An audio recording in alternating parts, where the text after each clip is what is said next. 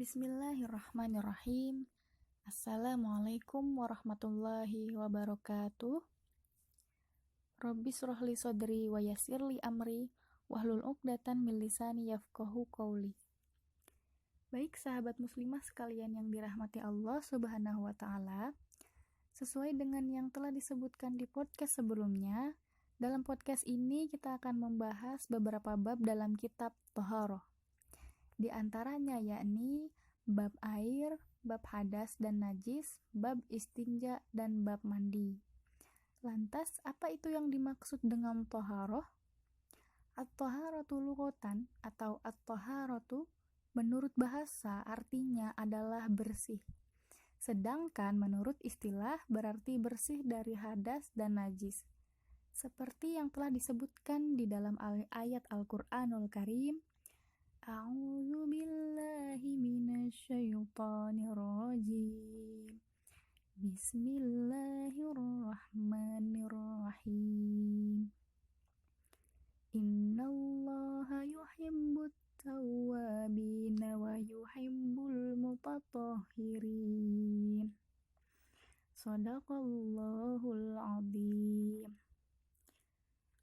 Al-Baqarah ayat 222,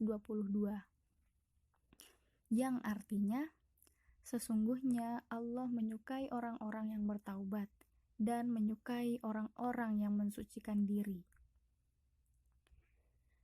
Bersuci karena hadas hanya di bagian badan saja. Hadas ada dua macam, yaitu hadas besar dan hadas kecil.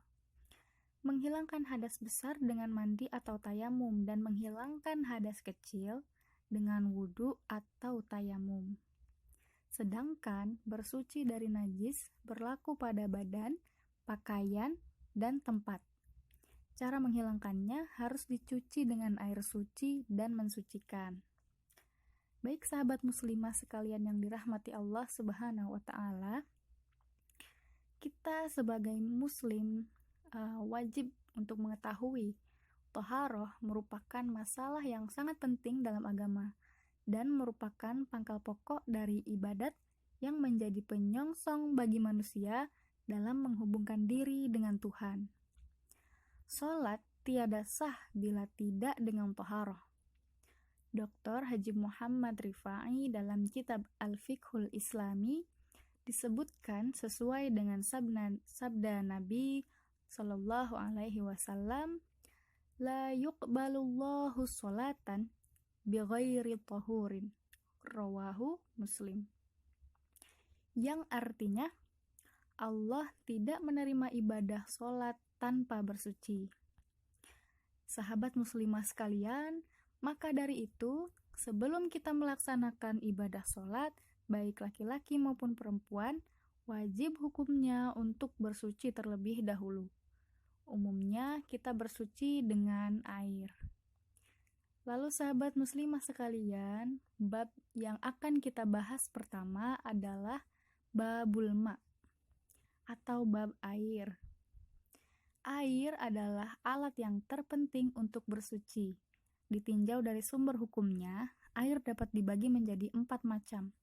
Yang pertama ada al-ma'ul mutlaq atau air yang sewajarnya, yaitu air suci yang dapat mensucikan, tohar mutahhir, atau artinya air ini dapat digunakan untuk bersuci, misalnya air hujan, air sungai, air laut, air sumur, air salju, dan air embun.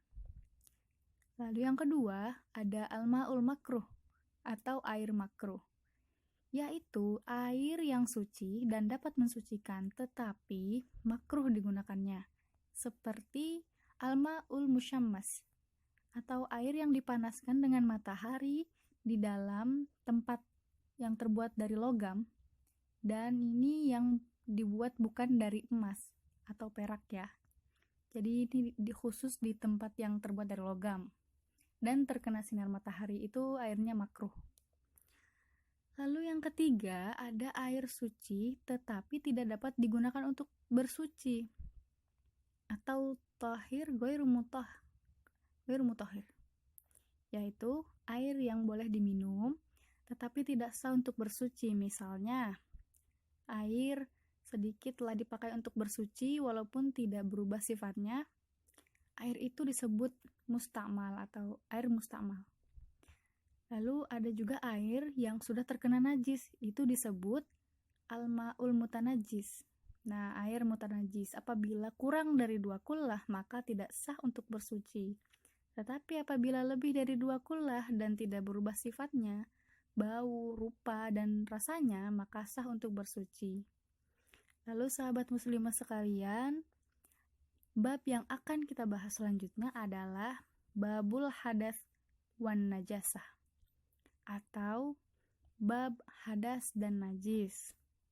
Macam-macam najis dan tingkatannya. Najis atau najasah secara bahasa artinya adalah kotoran. Sedangkan menurut istilah dan syara' berarti mencegah sahnya sholat, seperti air kencing dan sebagainya. Najis dibagi menjadi beberapa bagian. Yang pertama, najis mughaladzah, yaitu najis yang berat, yakni najis yang timbul dari najis hewan anjing atau babi. Lalu cara mensucikannya adalah dihilangkan terlebih dahulu wujud benda najis tersebut, lalu disucikan dengan air yang diberi tanah dan dicuci hingga 7 kali hingga bersih. Lalu yang kedua, najis mukhaffafah, yaitu najis yang ringan seperti air kencing bayi laki-laki yang umurnya kurang dari 2 tahun dan belum makan apa-apa kecuali air susu ibunya. Nah, cara membersihkannya adalah dengan memberikan percikan air pada benda yang terkena najis itu sampai bersih. Sedangkan apabila terkena kencing bayi perempuan harus dibersihkan. Lalu sahabat muslimah sekalian, selanjutnya ada najis mutawasithah, yaitu najis sedang, yaitu kotoran seperti kotoran manusia atau binatang, air kencing, nanah, darah, bangkai selain bangkai ikan, belalang, dan mayat manusia, dan najis-najis lain yang tidak disebutkan dalam najis ringan dan berat. Nah, najis mutawasithah ini dibagi menjadi 2 bagian. Yang pertama, najis ainiyah, yaitu najis yang bendanya berwujud. Lalu cara mensucikannya dengan menghilangkan zatnya terlebih dahulu hingga rasa, bau, dan warnanya kemudian hilang, kemudian menyiramnya dengan air sampai bersih. Nah, yang kedua, najis hukmiyah, yaitu najis yang tidak berwujud bendanya, seperti bekas kencing, arak yang sudah kering. Cara mensucikannya dengan mengalirkan air pada bekas najis tersebut. Lalu najis yang keempat, ada najis yang dapat dimaafkan atau ma'fu. Nah, najis yang dapat dimaafkan antara lain ada bangkai binatang yang darahnya tidak mengalir seperti nyamuk, kutu busuk, dan lain sebagainya. Selanjutnya ada najis yang sedikit sekali. Lalu ada juga nanah atau darah dari kudis atau bisul sendiri yang belum sembuh. Nah, lalu ada debu yang bercampur dengan najis yang sukar untuk dihindari. Baik sahabat muslimah semuanya, bab selanjutnya yang akan kita bahas yaitu babul istinja atau bab istinja. Dalam Islam ada istilah istinja, yaitu bersuci dari buang air besar maupun buang air kecil. Istinja ini dapat dilakukan dengan salah satu cara di bawah ini, yaitu yang pertama, membasuh tempat keluarnya najis dengan air sampai bersih. Yang kedua, membersihkan dengan batu atau kertas sampai bersih sekurang-kurangnya dengan 3 buah batu atau dari 3 tepi dari sebuah batu. Jika tidak ada batu, itu dapat dilakukan dengan benda-benda yang lain, asalkan kesat ya, atau keras lah begitu, bisa membersihkan setelah kita buang air. Nah, Yang ketiga, bisa dibersihkan terlebih dahulu dengan batu, baru kemudian dibasuhnya dengan air. Nah, apabila kita mau membersihkan dengan selain air, ada syarat-syarat istinja dengan batu atau benda yang keras ini. Yang pertama, batu atau benda itu keras dan harus suci, serta dapat membuang atau membersihkan najis. Lalu, batu atau benda itu tidak bernilai atau tidak dihormati lah. Misalnya bukan bahan makanan atau bukan batu masjid, bukan. Lalu, sekurang-kurangnya dengan 3 kali sapuan. Nah, selanjutnya najis yang akan dibersihkan belum kering. Najis itu tidak pindah dari tempat keluarnya, misalnya pindah ke kaki dan lain sebagainya.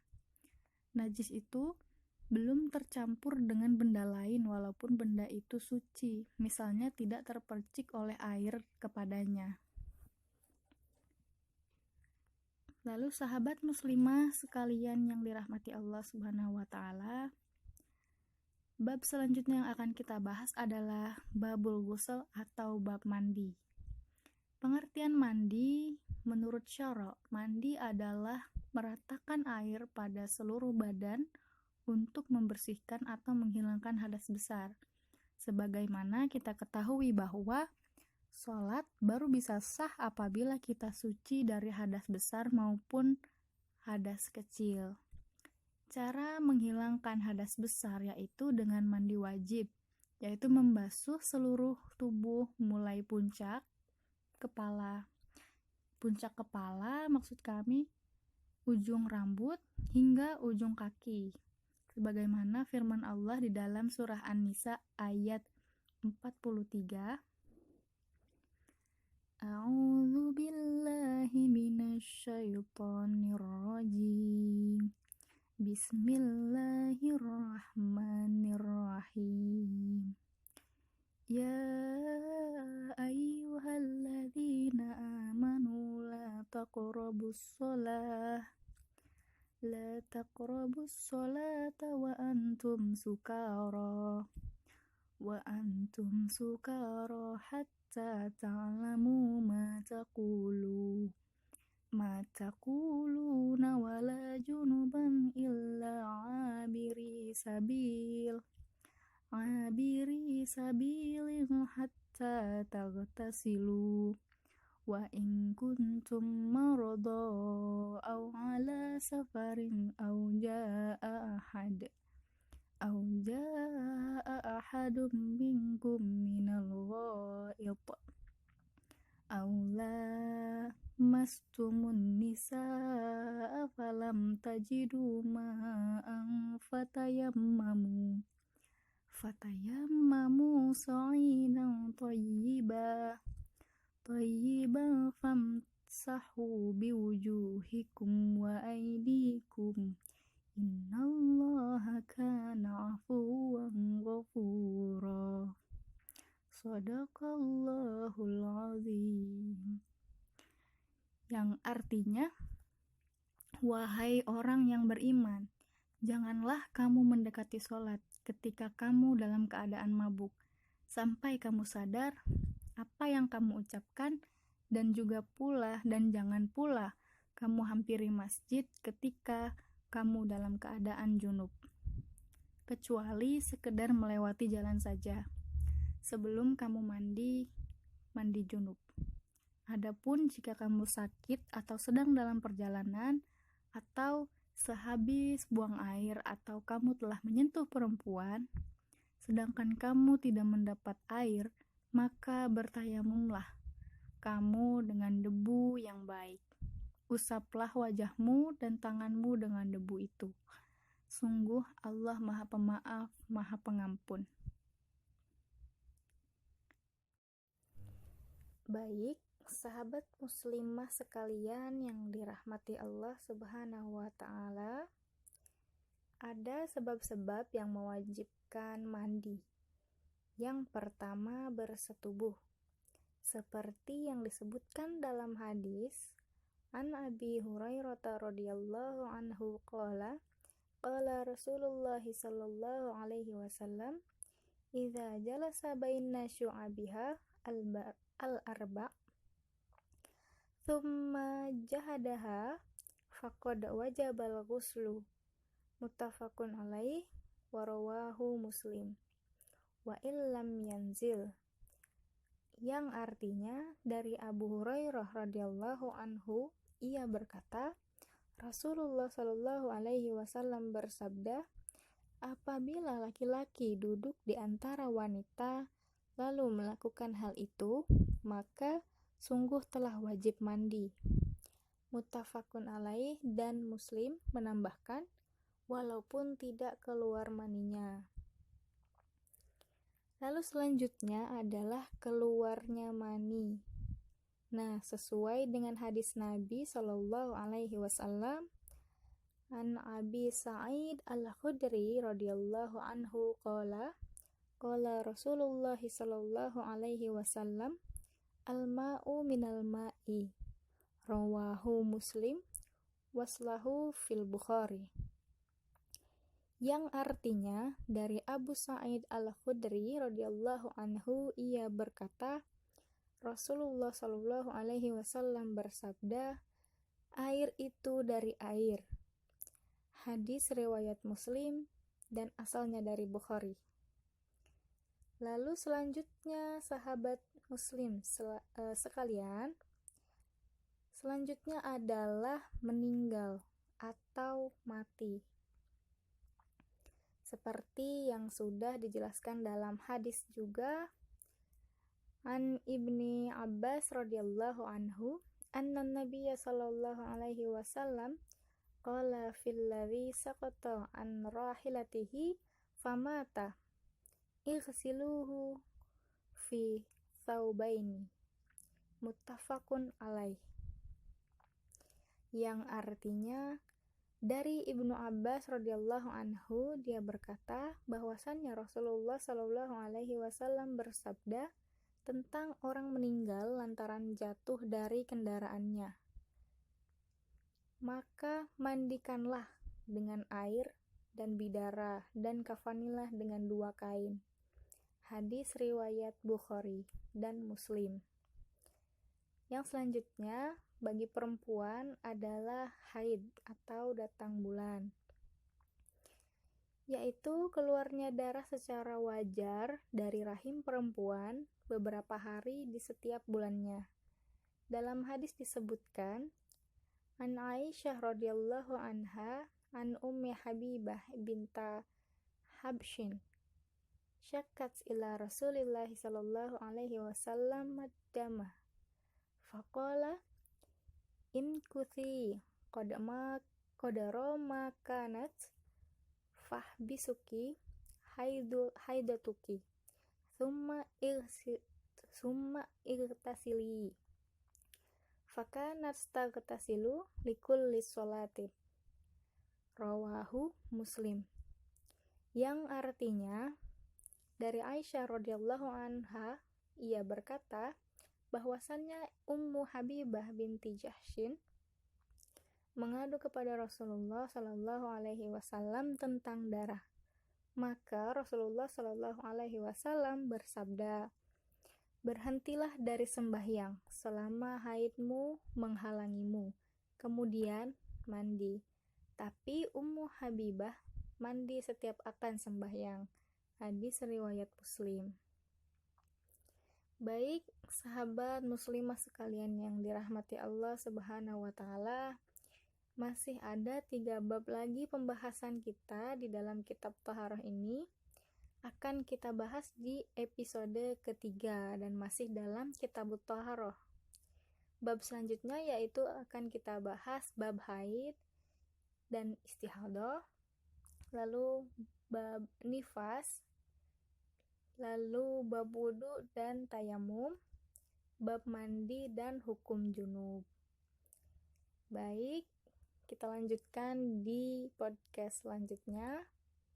Wallahul muwaffiq illa aqwamit thoriq.